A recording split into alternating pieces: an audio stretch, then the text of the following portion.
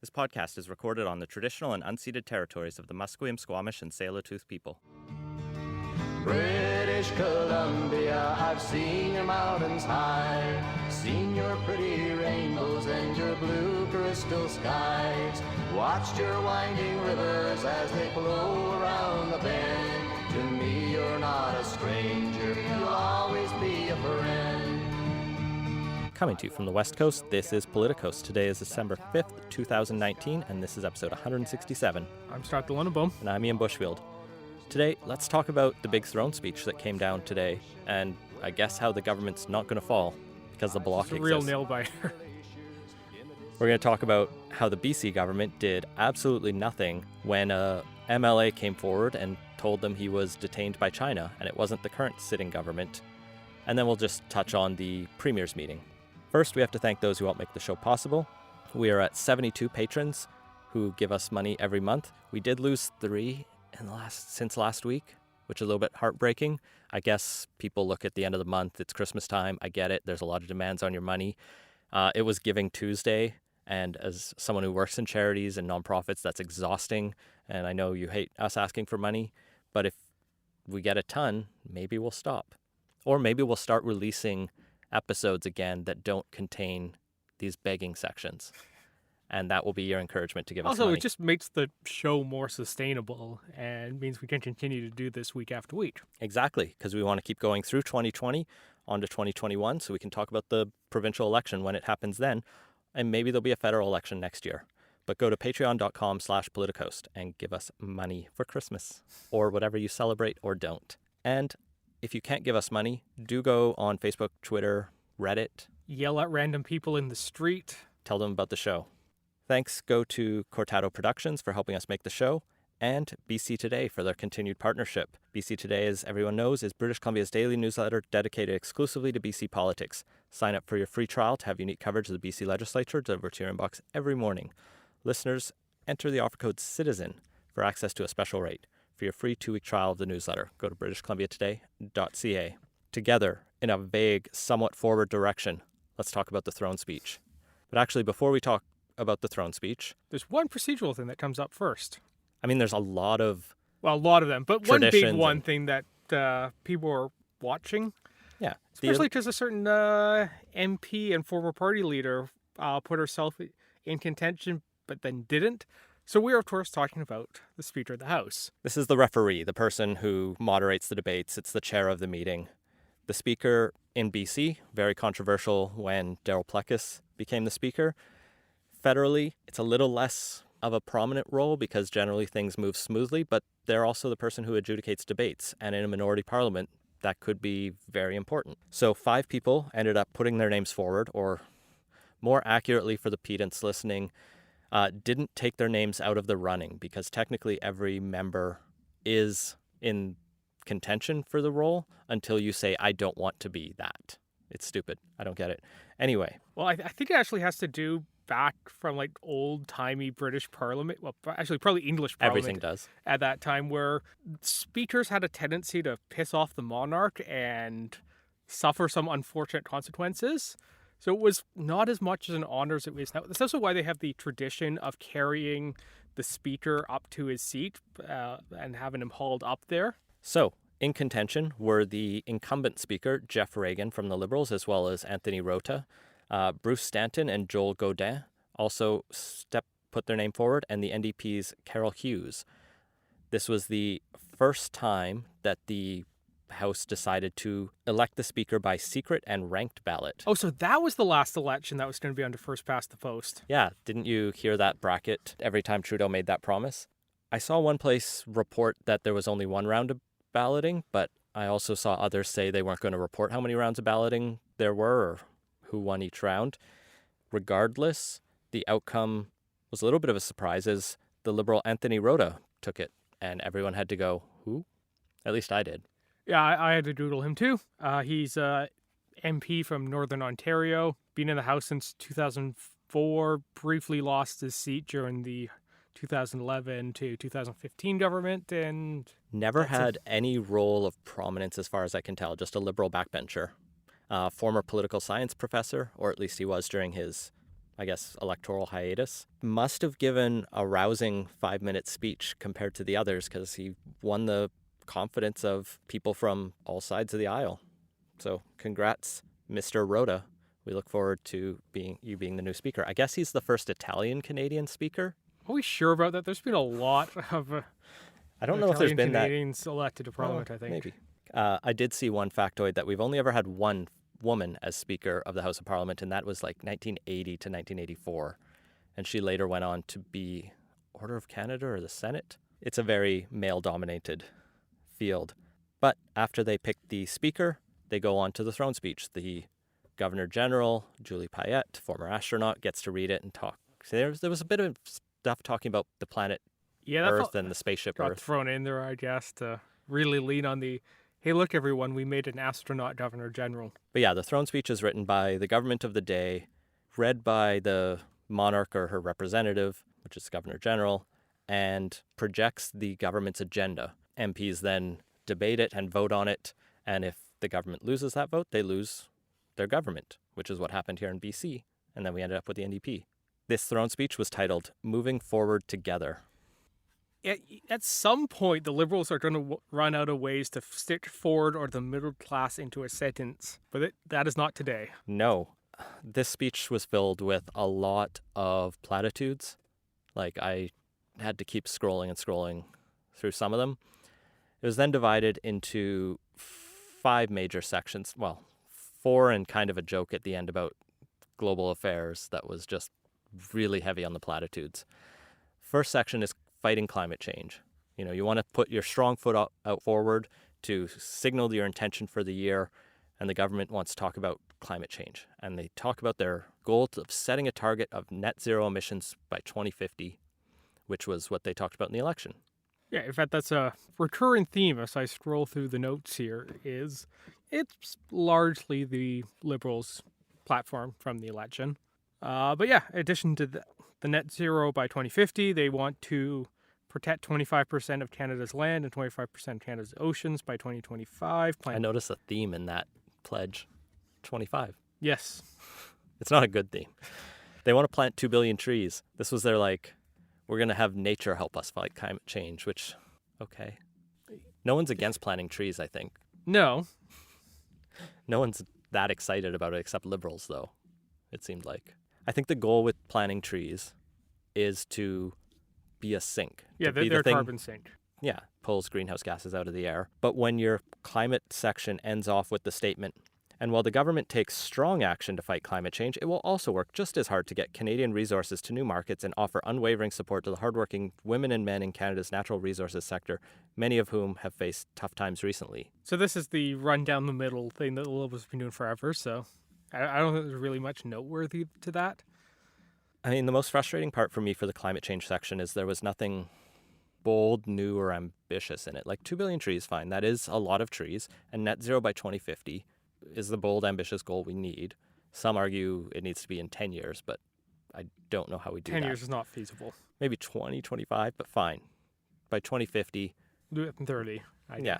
But there's nothing clear in here about how we get there. There's that's typical for a throne speech, though. Throne speeches are rarely complicated policy documents where they lay out the details of how they're going to do something.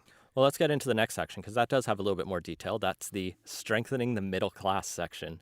But are they strengthening those who want to join it?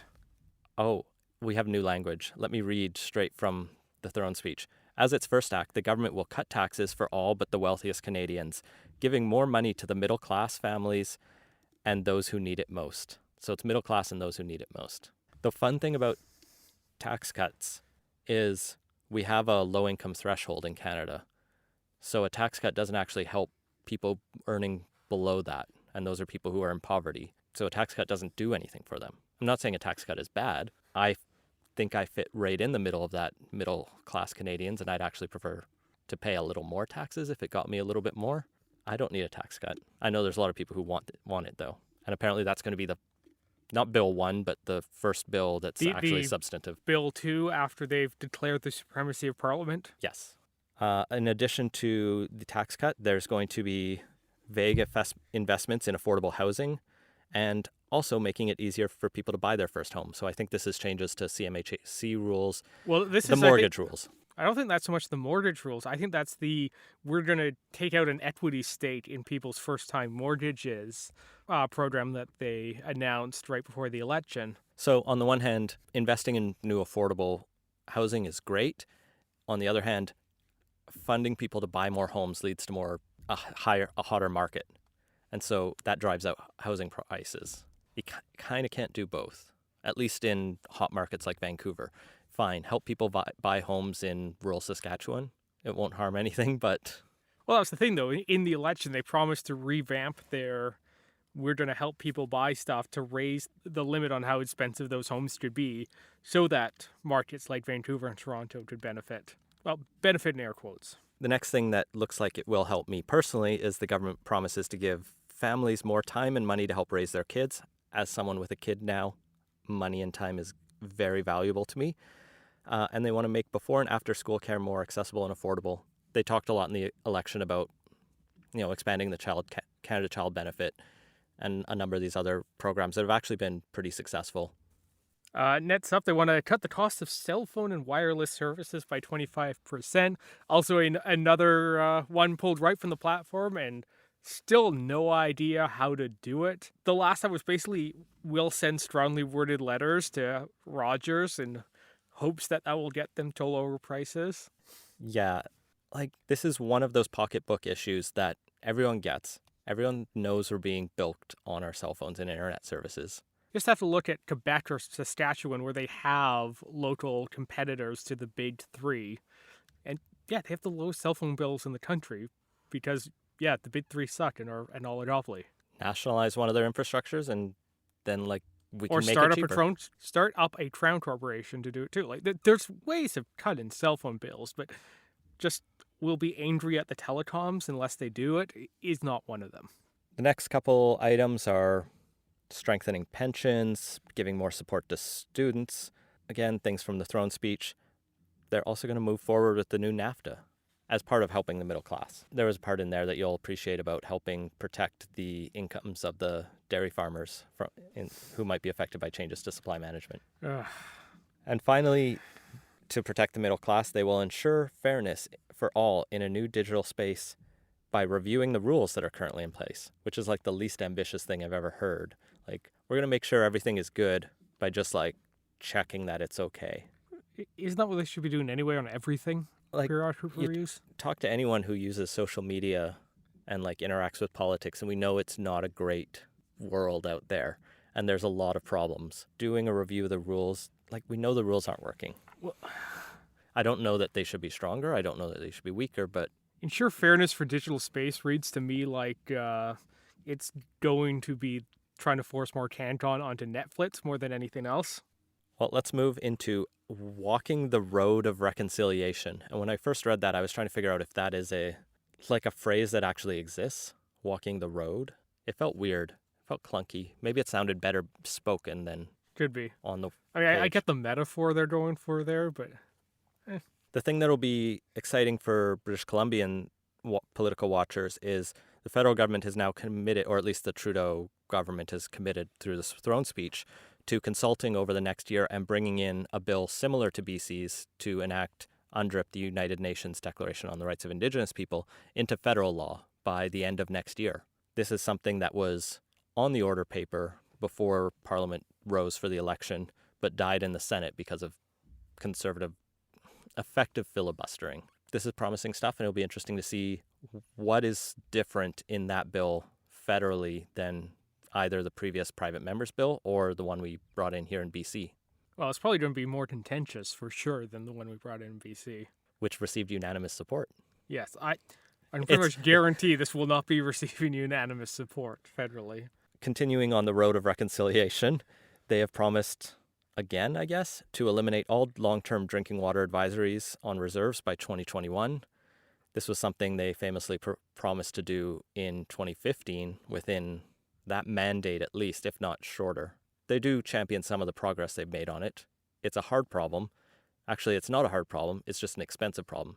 You have to throw money to make water systems clean. Yeah, they've gotten a fair bit of progress on the long-term drinking water advisories, but yeah, still work to be done. And it does talk a little bit more about making sure everyone has access to clean water, but long-term advisories, once you've eliminated those, you haven't fixed the problem entirely. Yes, because there's still short-term advisories. They also want to pass a new bill to ensure Indigenous people have access to culturally relevant healthcare and mental health services. They want to continue implementing the recommendations of the Truth and Reconciliation and Missing Murdered Indigenous Women and Girls reports, which is, consistent with what the Liberals have been talking about. And they want to close the infrastructure gap by 2030, which could be a lot of spending on building up roads. That gets complicated when you get into a lot of the smaller northern communities. So what that means in practice, I think, remains to be seen. And finally, they're going to make sure that Indigenous peoples who are harmed under what is called discriminatory child welfare systems, which is accurate, if not downplaying it a little, are compensated in a way that is both fair and timely. And this is an interesting one to see in there because this is what the NDP have been calling on the federal government to drop the appeals of the Canada Human Rights Commission's finding that they owe a lot of money to cover children who were harmed in these systems. They did announce they were dropping that last week. Oh, did I totally miss that? Yeah. Or was that a different one? The settlement for the payout for the shield that became a big controversy during the election. They did announce they were going to settle that. Well, that's good then. Well, moving from the road of reconciliation to keeping Canadians safe and healthy, the government's going to take your guns. Specifically, they're going to try to crack down on gun crime by banning military-style assault rifles and taking steps to introduce a buyback program. And they also want to give communities the ability to ban handguns if they want to. We've talked a few times before about that one. It seems to be messy to try to make the municipalities do it, especially because they don't have criminal code writing powers, but firearms are largely a criminal code thing. Yeah, how do you ban guns in Kelowna, if we consider it a sizable municipality, but not the Okanagan writ large? People with more expertise in guns than I have a lot of notes about what constitutes a handgun or military-style assault rifle that the Liberal policy makers seem to not get. Yeah, the Canadian, what gets classified as what under the Canadian gun laws is somewhat arbitrary at times, especially when you look at something like military style, which just it's not actually a descriptor of the mechanism of the firearm. It's just when I see it, I go, Army men hold that, right? Yeah, so you can have two guns that are effectively the same, but one has like a nice wood grain stock and the other is black plastic, and one of those gets treated differently than the other. Yeah, see, that doesn't seem to make any sense. We'll have to do a deeper dive into guns at some point because it is a fascinating and just getting an understanding of where our system is and why it's actually pretty good. Like, there's always tweaks and improvements, but we might not actually need full bans like this to be effective. Would be a good show. Moving on, there's going to be, I think this is a little less controversial, a national action plan to address gender-based violence and a strategy to tackle that.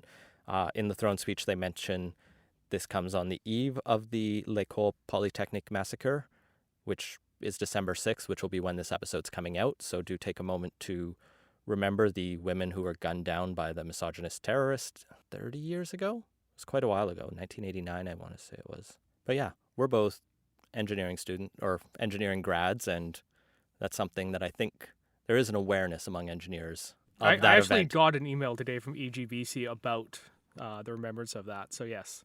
Important event, and tackling gender-based violence is an important step. I also want to put out there that Nora Loretto has a good piece in the National Observer on the École Polytechnique massacre and remembering it and tackling not just overt, terrible, obvious terrorist attacks like that, but a lot of the lower level harassment of women that happens on a day-to-day basis. So I'll try and remember to put a link to that in the show notes.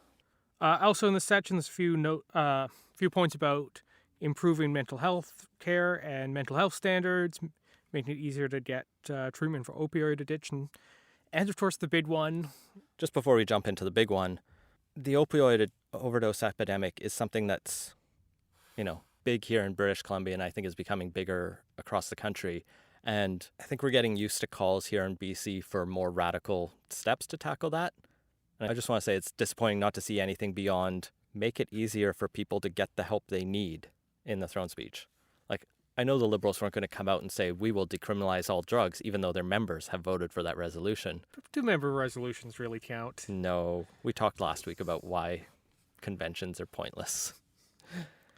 But hopefully we can see the government continue to try to do something. The Liberals have been good at least not attacking safe injection sites and some of those positive steps. But there's a lot more radical stuff we need to be talking about. Listen to Crackdown podcast to hear from the front line. But yes, the big one.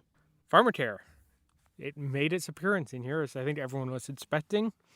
There will be steps to introduce and implement a national pharmacare so that you can get the drug coverage you need, which, like, it's a vague promise, but it's at least clear that they're talking about pharmacare. They're talking about the need for it within the Canadian healthcare system. We know the Liberals talked in the election about following one of the reports that they'd commissioned fairly closely. The NDP wanted it much faster and probably at this rate that couldn't have been done, but it's there. Well, didn't they promise to have something in place like in 2020? Yeah, maybe even by the end of 2019. Why not? So like 3 weeks from after Parliament comes back. Yeah. All you have to do is throw money at it, and the government can literally print as much money as they want. There are consequences to doing that, but they can do it. Actually, I think you'd first have to change the Bank of Canada Act. It gets complicated to fit this in a couple weeks before Christmas. Yeah. Well, and the last thing to make Canadians healthier is to improve mental health care supports for veterans and to make sure every homeless veteran has a home. Basically, they just kind of ended with and veterans deserve some support, kind of highlighting the fact they have not always received the support from the federal government that we should give. And then we get into the global politics issue with the Positioning Canada for Success in an Uncertain World section. And I didn't copy many points in because most of it was just talking about, keeping the respect Canada has earned and, not embarrassing ourselves on the world stage. Which is kind of awkward timing on that one. Okay, they didn't promise not to embarrass themselves, but exactly. Okay. I think you're alluding to the Trump versus and Trudeau spat at NATO, which we're not going to talk about. Yeah. Because it's a stupid story. That is exactly what I'm alluding to with that. All right. What they do commit to is renewing our commitment to NATO and the United Nations peacekeeping. And also, that's a fairly typical Liberal line.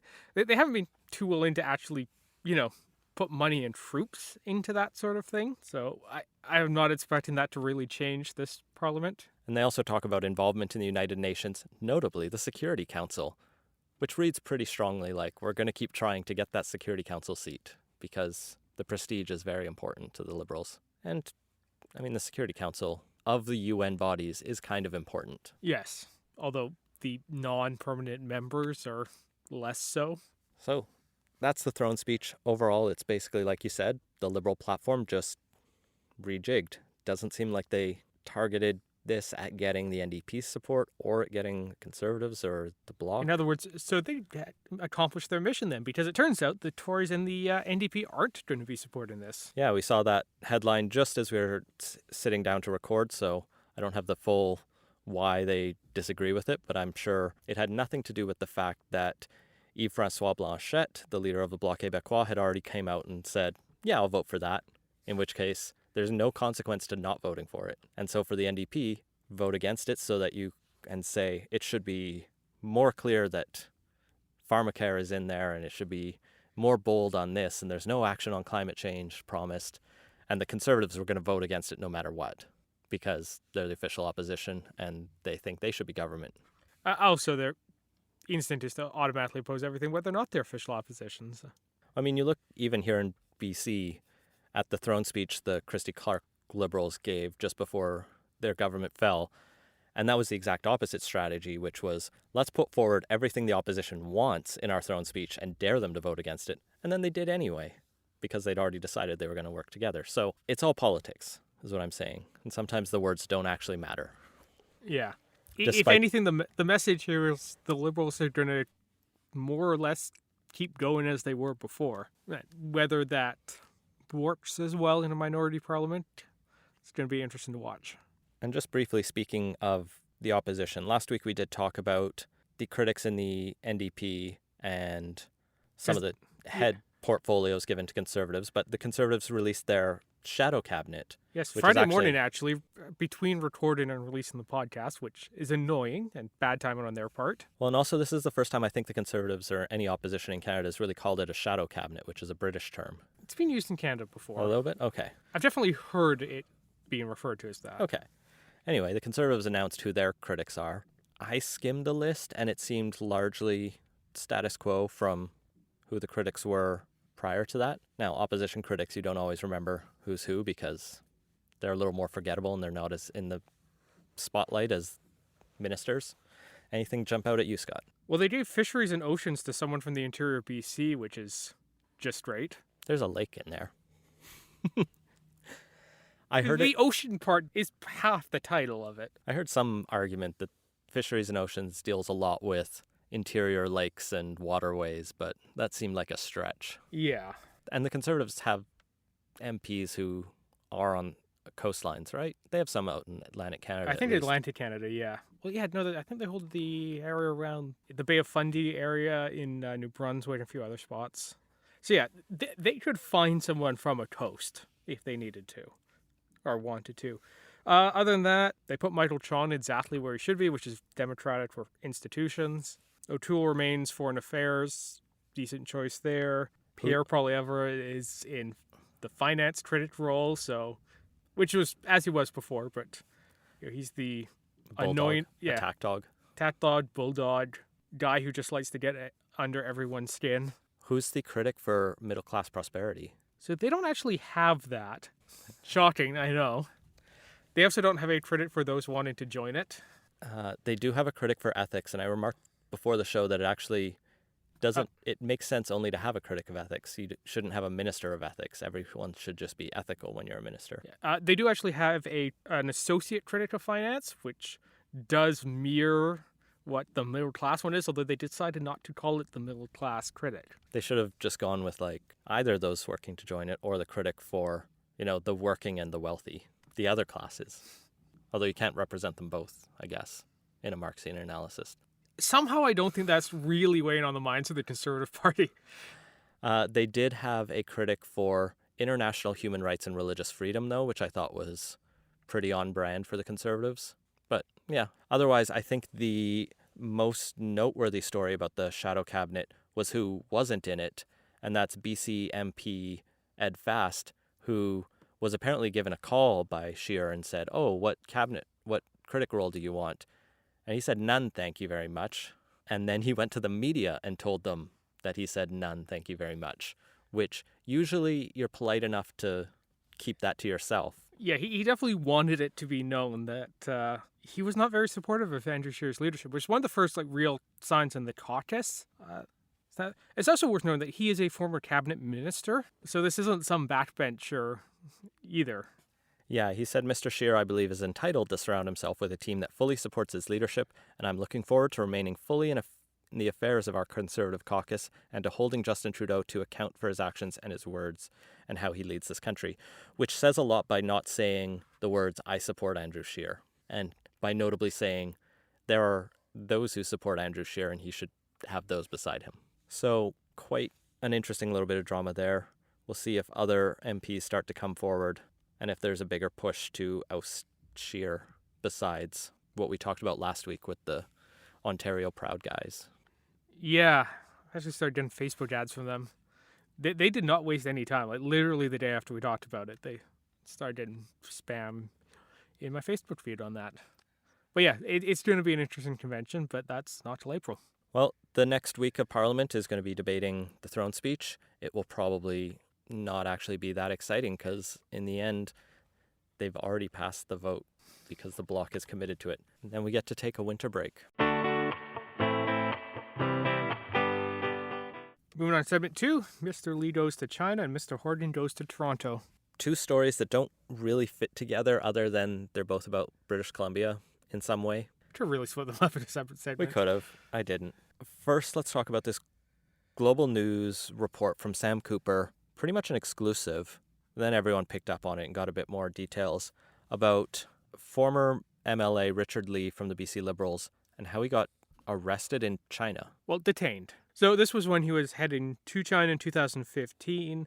Got detained at the airport when he landed there for about 8 hours, separated from his wife who was traveling with him. They took his phone, his government-issued phone. Government-issued phone, and had him input the password into it, which is really bad.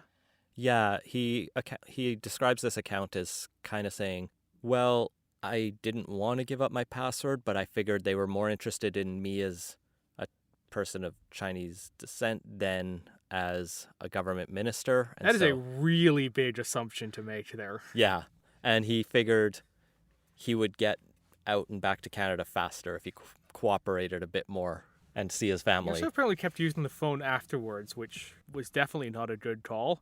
I think it should have been smashed. But yeah, I guess the Chinese accused him of endangering national security. Which is a catch-all in China for saying stuff about the government that the government doesn't like.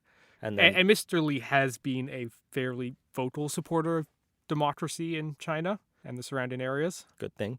His visa was canceled. He was sent back to Canada, and he's, as far as I can tell, been banned from going back to China since, which means he's kind of like Jagmeet Singh in that Singh is banned from going to India for supporting human rights of the Sikhs in Khalistan. Lee claims that basically he stayed silent because he didn't want to cause, quote, a lot of problems between Canada-China relationships. It seems like that's more on China there. Well, over the last several years, he basically says he's seen more and more attempts to influence our political system, our elected leaders. He's seen control of Chinese-Canadian immigrants and just attempts to silence all criticisms of Beijing's policies, and that's why he's decided to speak up now, 4 years later, because this was all back in November 2015. Yeah, I mean, at that time, people were still laboring under the incorrect assumption that China wasn't as forceful, assertive, and could maybe still be integrated into the international order without being too disruptive. And that's really changed the last couple of years. I mean, when all the stuff about concentration camps came out, that really affected things, but we can come back to that if we need to. When Lee got back to Canada, he says he told fellow members of the BC Liberal Government Caucus about this whole situation, that he'd been detained, that he gave up his cell phone, that the Chinese accessed it, and the party did nothing as far as he could tell. He was told by, quote, one senior BC Liberal government minister, who it turns out was Rich Coleman, that, oh, you should just go to Ottawa. You know, you should talk to the feds because what are we going to do? I do find it a little odd that he went, I get why he talked to people in his party, but only talking to people in his party seems weird on this. I don't know, if it happened to me, my first call would be to CSIS and then the RCMP in that order. Yeah, I guess he was not wanting to cause trouble. And so he mostly talked to his party because maybe there were secrets on his phone relating to the BC government that he was like, guys, we should just be aware. They probably know what we want. So after that, Lee is quiet for several years. He doesn't run in 2017. He does stand in the by-election. Yeah, he runs against Jagmeet Singh in the spring, but then his health declines after, and he doesn't run in the federal election. In January of this year, he did send his letter to Chrystia Freeland, Justin Trudeau, and Jody Wilson-Raybould, who were then Foreign Affairs, Prime Minister, and Attorney General in that order, noting all of this and saying, hey, this happened to me, maybe someone should look into it. And he heard nothing until Global News called the government and said, why has this guy who's talking to us not heard anything? And then he got a letter like 2 days later from the government just saying, we'll look into this. This is really reassuring. So Rich Coleman gets quoted on his affairs in this at a press conference. He says, it's obviously a federal issue. It's a bit befuddling 4 years later that he didn't do anything with it at the time, which I thought he would have. My understanding back then was he had come back to Canada. He was going to talk to his MP or somebody federally, and I would have assumed he did that. Coleman also claims not to have been told about the phone. So that's kind of a, he said. There's not a lot to go forward on this story, but it's just kind of an of note. This is something that happened that was really bad. Like when our politicians are being detained in other countries, that should be a big story. Yeah. MLAs don't get the diplomatic passports when they just travel around, but still, as a general rule, governments don't detain politicians unless there's really good reason. Or, they want to flex the muscle in China's case. So yeah, how the federal government, how the present BC government goes forward with China is going to be something to watch. Yeah, we talked about last week, and how Canada, everyone deals with China is, I think, going to be one of the big defining issues of the next several decades. And so far, it's not going great. Yeah, I'm increasingly of we can take a stronger stance because what's come out about their treatment of the Uyghurs and other, and people in Hong Kong protesting is terrifying and worrying, and that influencing Canada. Yeah, there's the very obvious human rights problems. There's also just the fact that realistically at this point, China is a geopolitical adversary and should be treated like one. Yeah. Well, let's go from global adversaries to weird domestic friendships. Well, it's not that weird because what you're alluding to is the premiers meeting, and there's nothing premiers agree on more than one in Ottawa to give them more money. Yes, on December 2nd, I believe it was, they all met in Toronto and managed to come out with a joint letter on shared priorities. So those priorities being more money from the federal government mostly. Pretty much in several different and interesting ways. The joint letter has what they agree on, so it doesn't talk about whether they disagreed about Bill 21 or pipelines specifically.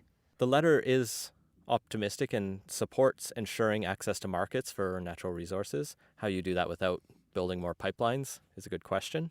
One thing that's a little surprising that made it in there was essentially a call to amend significantly Bill C-69, the federal government's recently passed environmental assessment regime. So this is what came through right at the end of Trudeau's 4-year mandate and was one of his signature promises in 2015. And something that really pissed off the Alberta and Saskatchewan premiers. Yeah, because one part of this new regime is that the federal government can kind of stick its nose in major projects within a province that are solely within that province. So this would be like the oil sands developments in Alberta and so a new development in the oil sands would need to seek provincial approval and federal approval to say we will be this clean.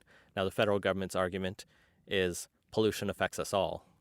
Climate change affects us all. So we need to be able to monitor this. And the provinces say, fuck you, it's in our province. And so this letter from the premier says we should be able to get that provincial exemption back. Why I'm a bit surprised to see it in there is because BC and Quebec are both fairly strong on the environment files and environmental assessments, but I guess it makes sense if they're on the provincial powers for provinces. Yeah, that's definitely Quebec's thing. Unsurprisingly, all the provinces want support for Canadian trade around the world, like fighting softwood lumber tariffs and the Buy America provisions that harm Canadian exports. Nothing surprising there. Want to amend the fiscal stabilization program to basically allow more flexibility when it comes to resource revenue dependent provinces. Yeah, so this is a huge proposal they're asking for. Right now, the federal government gives a bit of money to provinces when there's ups and downs to help make sure that our country keeps moving. So even if a province struggles a little bit, the federal government can step in. Alberta and Saskatchewan and Newfoundland are actually really hurting under low oil prices. And they're claiming, well, we should be given a handout to help, get through this. They're talking about things like removing, and part of the reason they're struggling is because there's a per capita cap on the payouts from the federal government, so Alberta can't get more than $60 per person. And they also want to change some of the revenue thresholds, essentially, and also make it retroactive for over 5 years so that Alberta could get more money. 5 years, that's exactly when oil prices started to fall, interestingly. And the way I see this, frustratingly, is almost as like a handout to provinces that haven't figured out that maybe there are better ways to fund your province than like the up and down roller coaster that is resource royalties. Like at some point, Alberta needs to tackle its revenue problem. And this feels like a way to put that off. Yeah, it's a subsidy for bad economic decisions. And like, yes, Alberta needs help, but Alberta could also just implement a sales tax and be fine, or bring its income taxes up to BC's level and be pretty good. And both of those keep it pretty competitive still. Mm-hmm. Although in BC's case, this would probably affect the stumpage fees we get to charge with relation to, or not affect it, but as the forestry industry goes through a small collapse right now, I suppose in theory BC could be getting some of that. I guess this is how you get the buy-in from every province in this change. It's a pledge that says, hey, give every province more money when they need it. I mean, it'll mostly benefit Alberta and Newfoundland. The next one is also about money. It's increasing the health funding escalator by 5.2% per year, creating an additional $1 billion cost on the federal coffers per year. Yeah. So this is one of the other ones that's always a perennial in the things the provincial premiers want to ask from Ottawa, and that's because healthcare takes up about half of most provinces' spending. So it's a huge thing. It's only getting more expensive. So, they want some more, obviously, and I can see why. But at the same time, just because it is such a huge chunk of spending in the country, it's not necessarily clear that the long-term sustainable trend involves just throw in more money at it. I do think, realistically, especially as the population ages, we're going to have to figure out how to deliver healthcare more cost-effectively. I mean, one thing that I think can do a lot more is making sure people have the medicines they need, because when they skip medicines, they tend to get sicker. And so a pharmacare plan can actually help us on the long term. Now, the pharmacare plan itself is going to cost a whole bunch, and provinces would like the opportunity to opt out of that. But still get the transfer payments. Of course. They should still get the money. So they want the money that the federal government would be paying them to do something with, they also want to be paid to not do something with that same money. And what really gets me is I saw the comment in one source that I lost where it's claimed that 3 provinces think they already have pharmacare plans in place. And one of them is Quebec, and fine, I would believe that Quebec has a reasonable pharmacare plan. Another is Alberta, where I'm pretty confident most people don't get subsidized drugs or bulk purchase drugs from the government. Maybe there's something to help people on low income that they consider sufficient, but... Well, I think there's only something like 15% of Canadians don't have some coverage through their employer. So, if that's why they're working on it, I could see how they get there. But it's a bold claim. And Jason Kenney has already said that he would opt out of any federal pharmacare plan if given the option. So this is what you voted for, Alberta. If you want pharmacare, Kenney's not going to be the guy to give it to you. Brian Pallister out of Manitoba was also saying on pharmacare and the briefings on the Premier's meeting that he thinks a more important priority for the federal government should be fixing the system we have rather than talking about expanding it. Let's walk and chew gum at the same time, I say. And finally, the Premiers would like to see infrastructure funding rolled out faster and a lot more of it invested in the North, both of which are reasonable positions, I think. The North needs a lot, and it shouldn't take a long time to get shovels in the ground for major projects. So yeah, another overall chummy meeting for premiers who have a common foe, which is Ottawa.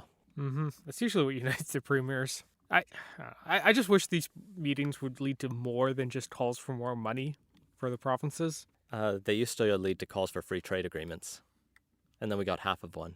Well, it's like internal free trade agreements. Yeah, I was going to say, it's more like 2/5 of one or something.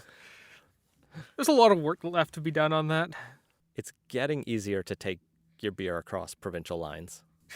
Finally. Ever so slightly. Without being arrested. Well, let's move on to quick takes and start with what's become a perennial senseg, our talk about the Senate, because there's more actual important news. I'm not trying to just fit stuff about the Senate into this show to keep senseg going, but this actually matters. So we talked in previous shows about the makeup of the Senate and how that's been shifting around with the new and different parties that are being created. Something that we also mentioned in there is there are 3 kind of government representatives. There was Senator Peter Harder, who was the government's representative, and his 2 deputies, Diane Bellemare and Grant Mitchell. It turns out in the last week, all 3 of them have resigned from their posts as government representatives, and they're all going to sit as independents or possibly join one of the caucuses. I haven't fully figured that out. I heard there's a caucus looking for members. The progressives. Well, one of them, I think Grant Mitchell was a conservative before, so he's probably more a CSG guy. But all of this kind of raises the question of who's going to champion the government bills through the Senate now. Yeah, because that was actually something they ran into very early on, as they realized, oh, even though we made everyone independent, we actually do need someone to introduce the bills into the Senate. Trudeau brushed it off as, don't worry, we'll find someone. But this is actually a major challenge for the government if no one steps forward. And it's not clear that there's a significant benefit to doing it.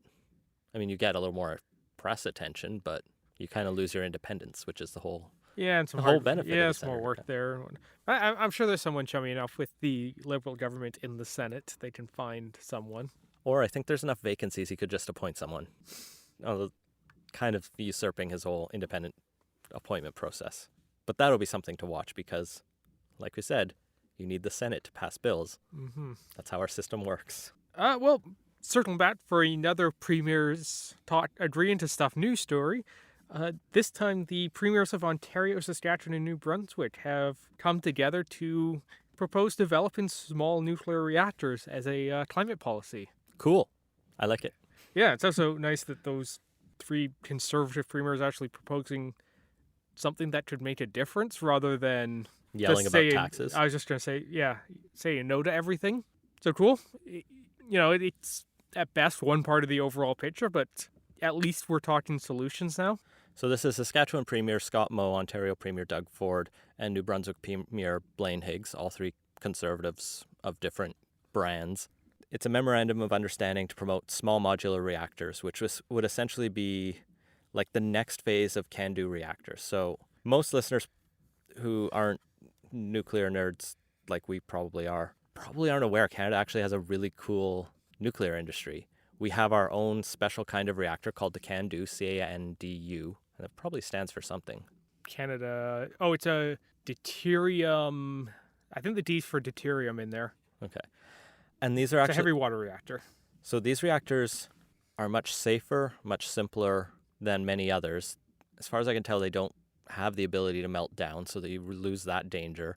Yeah, so if I recall that when the nuclear material heats and starts to melt down, it's designed to kind of spread out as it melts and enough to lose criticality. Yeah.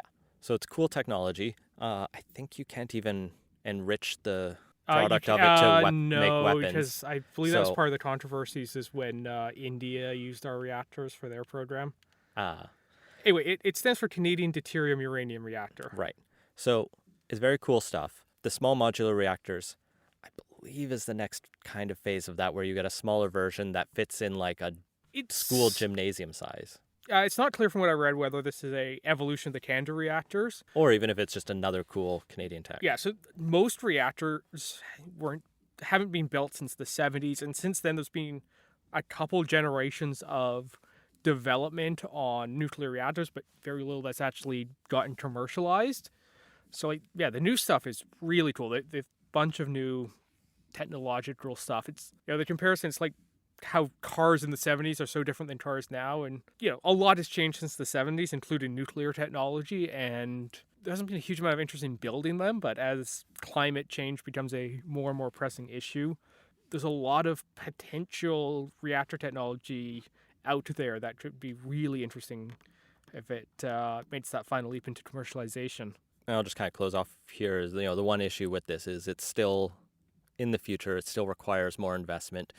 Nuclear does tend to be more expensive to get going, and building the reactor itself often emits a lot of greenhouse gases. But smaller ones will emit less because there's just less. It's really the emissions per kilowatt hour that really matters. And so there's still a lot of promise here. I'm glad to see it moving forward. It's kind of like I'm also glad to see in most of the party commitments in the UK a commitment to nuclear as part of the solution. Even Labour has building out nuclear as part of their manifesto, versus in Canada, the only people talking about it are Conservatives. So credit to them. I like seeing it. I didn't think I'd be happy to see something out of Doug Ford's government. Or Scott Moe's, for that matter. He's of those three, he's been the least willing to propose concrete action on climate stuff. So we'll keep following that. Next, this is a story we missed actually a couple weeks ago. This came out on November 22nd in CBC. It was reporting it from Bethany Lindsay, who has actually written a lot of cool stories on pseudoscience and knocking it down, she reports that the provincial court has actually just released some of the orders the RCMP has been requesting around the whole Sergeant-at-Arms and Clerk of the Legislature investigation. We knew that the RCMP were investigating these two, but we didn't know anything else. We knew that special prosecutors had been appointed, but we didn't know what crimes they were charged with, what evidence they were looking for, anything. What crimes they were being investigated for. Correct. But now we know from some court documents that the police were looking into the purchase of the wood splitter and trailer, which was the best part of it all. Yeah, truckload of alcohol was probably a second, but yeah, the wood splitter was definitely the peak of the scandal. So a justice did grant a production order to Surrey RCMP on April 10th, 2019, to allow for the search of documents relating to Craig James's actions, which were buying this wood splitter and trailer and parking them on his property. And there was the famous photo from Pleckus's report of him and Alan Mullen looking out their window, kind of driving by, taking pictures of the wood splitter. So yeah, the wood splitter story continues. Yeah, and I guess I thought we kind of nearly wrapped up with that, but there's a hint that this relates to a criminal breach of trust. And I guess that would be where the charges come from. The other element of this is that Daryl Pleckus did do a Facebook Live interview with Global, and he promised that there will be lots more to come on these stories. So there's still a chance that something will be vomit-worthy that will be revealed? That was his famous promise. No, I know that was his promise. I think he thinks that's already out there, maybe. Okay. But there's something even more interesting where he hinted that he might seek re-election. Yeah, a couple weeks ago, Daryl Pleckus had said he's not going to run again. More than a couple weeks ago. Or was it a couple months ago? Basically when he took the speakership role. He was like, this is my last term. I'm not going to be running again. And in this interview with Global, he kind of left the door open saying, I'm kind of evaluating my options. I might consider it. He's not going to win, though. That's the thing. Not as an independent with the Liberals throwing all they have. Especially in a fairly liberal district, too. Even if the Liberals weren't incentivized to retake the seat, it would be a tough battle for him to hold on to that. And yeah, with the Liberals really wanting him out and that seat back, I don't see how, as an independent, he's going to be able to swing it. So he got 10,700 votes in the 2017 election, taking 53% of the vote to the NDP's Jasleen Aurora, who got 5,600 votes and 28% of the vote. So he could split the Liberal vote in half exactly, and then the NDP could squeak by. But more likely, very unlikely, the Liberals will just take it, or maybe somehow people really like him. He did act. This is a seat that has had independents in the past. John Van Doggen was the previous MLA there, who was an independent, and I think BC Conservative at one point, and then probably BC Liberal before that. So, Abbotsford South could go whatever way it wants, but yeah, Abbotsford South is probably going Liberal. He should probably take the high road out. Yeah, because it would be a rather embarrassing defeat, especially after he announced he wasn't going to run anyway. So yeah, that'll be fun to see whether anything comes of it, or if it is like Elizabeth May's speaker aspirations that just get floated out there and never actually acted upon. And that has been Playtoast. Find links to everything we talked about at playtoast.ca. Support the show and get access to our exclusive Slack channel at patreon.com/playtoast. Our intro music credit is Beautiful British Columbia by Search and Pottenkoff. And editing services are provided by Cortado Productions. Thanks for listening.